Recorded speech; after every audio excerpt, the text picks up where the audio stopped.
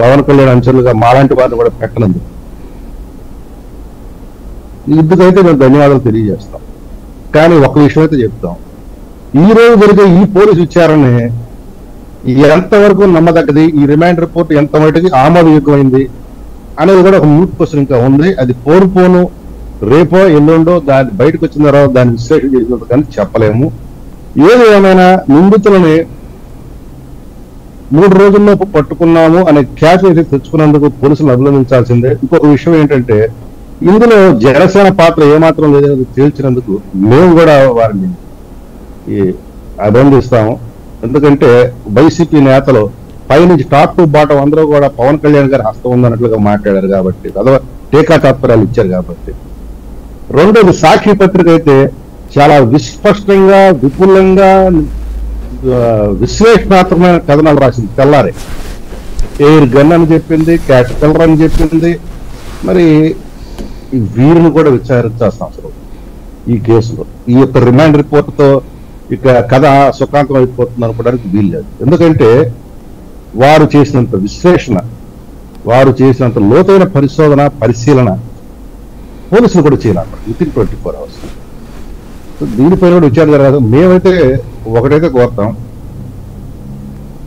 ఒక basic case వస్తుంది, అది కోడికత్తి కేసులాగా మారబోతుంది అనేది మటుకి కొంత అనుమానాలు కలుగుతున్నాయి. ఆ అనుమానాలు నివృత్తి చేయాల్సిన మటుకు పోలీస్ శాఖ వారు. రైట్. రవికిరణ్ గారు. సాయి గారు, ముందుగా మీకు తోటి ప్యానలిస్ట్ కి న్యూస్ మ్యాచ్ వీక్షకులందరికీ శుభ సాయంత్రం అండి.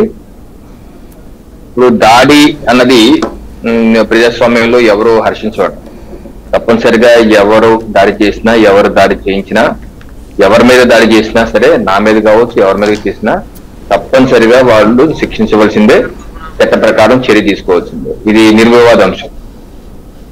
అయితే ఇప్పుడు ఇది ఎఫ్ఐఆర్, ఇంకొక ఎఫ్ఐఆర్ అన్నారు కదా, ఎఫ్ఐఆర్ నెంబరు 197/2024 అండి, డేటెడ్ 14/4/2024. సమయం ఉదయం 8:55 ఎన్టీఆర్ కమిషనరేట్ లో జిల్లా పిఎస్ అజిత్ సింగ్ నగర్ పిఎస్ ఎవరు కంప్లైంట్ చేశారంటే బెల్లంపల్లి శ్రీనివాస్ గారు. సెక్షన్ 307 పెట్టారు. ఆ రోజు పెట్టింది 307.